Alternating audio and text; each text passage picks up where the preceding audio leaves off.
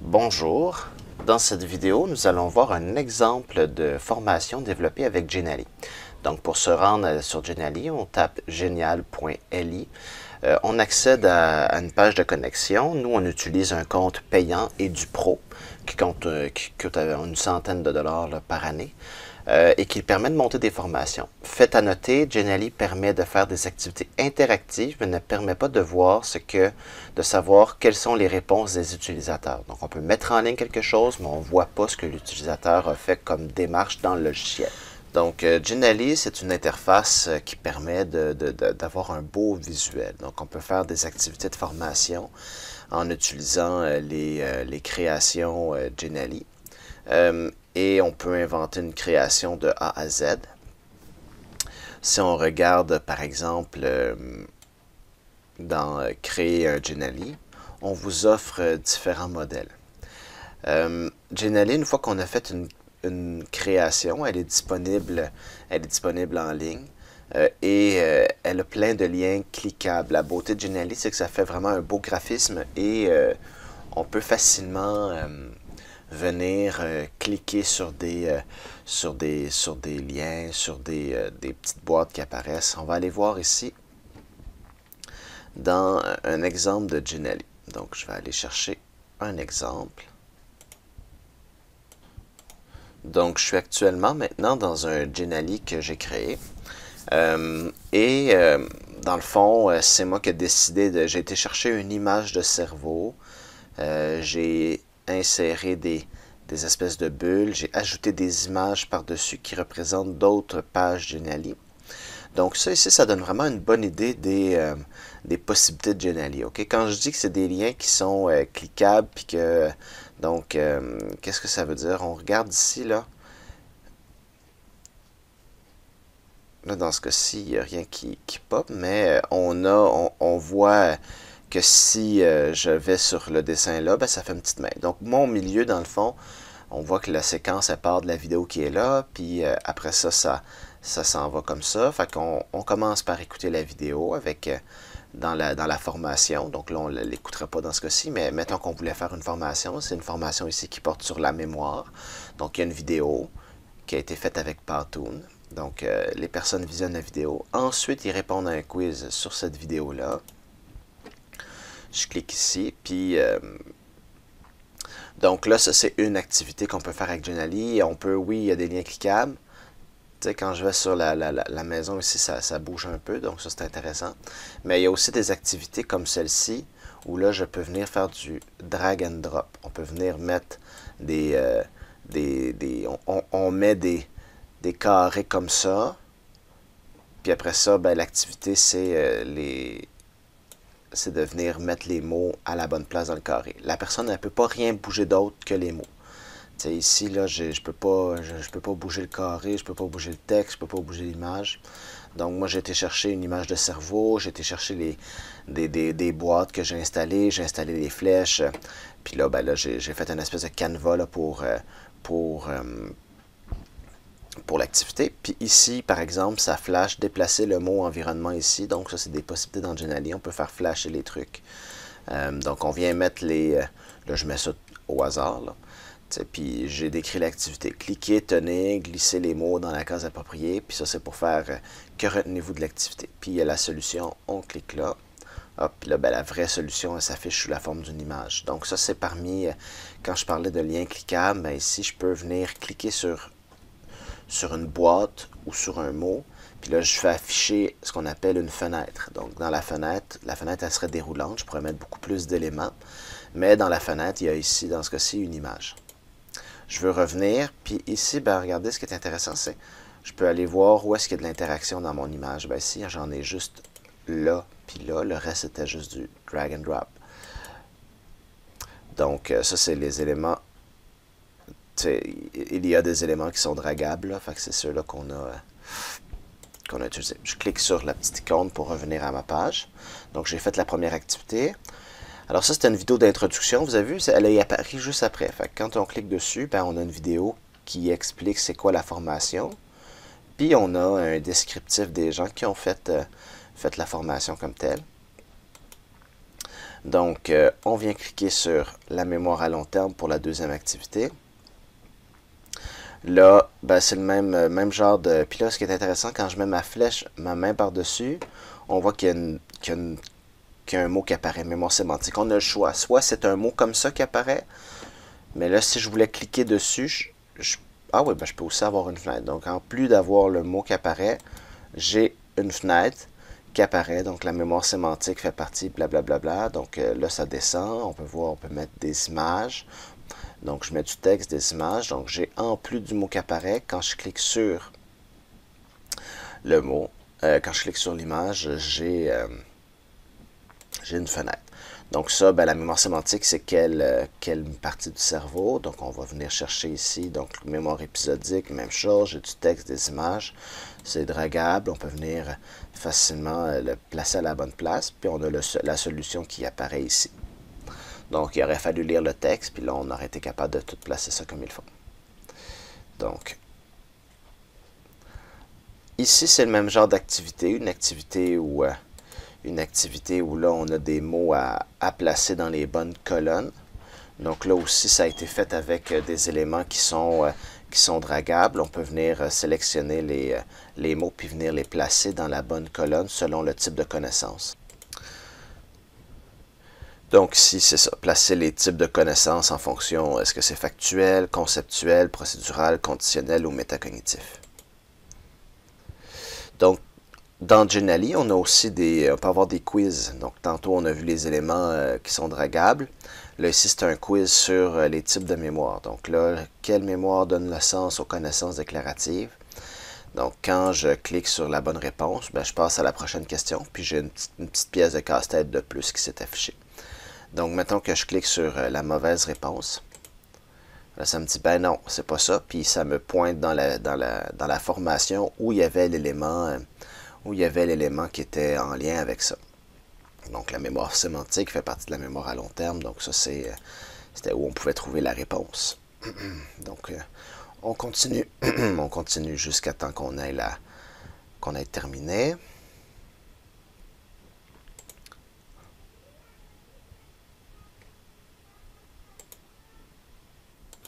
Et quand on a terminé, là, on peut revenir à la boîte de départ. Mais ce qui est intéressant ici, c'est que, dans le fond, Genially fournit le canevas du quiz. Tout ce qu'on a changé ici, c'est les questions comme telles. Donc, quand c'est terminé, on peut recommencer ou revenir. Donc, ensuite de ça, donc, tu sais, dans le fond, au départ, il y avait du contenu qu'on a présenté dans la vidéo. On a eu une révision des contenus ici. On a ajouté des contenus avec cette activité-là interactive.